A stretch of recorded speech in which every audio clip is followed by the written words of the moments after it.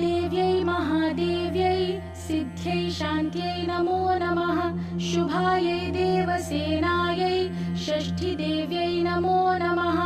वरदायै पुत्रदायै धनदायै नमो नमः सुखदायै मोक्षदायै च षष्ठीदेव्यै नमो नमः शक्तिषष्ठीस्वरूपायै सिद्धायै च नमो नमः मायायै सिद्धयोगिन्यै षष्ठीदेव्यै नमो नमः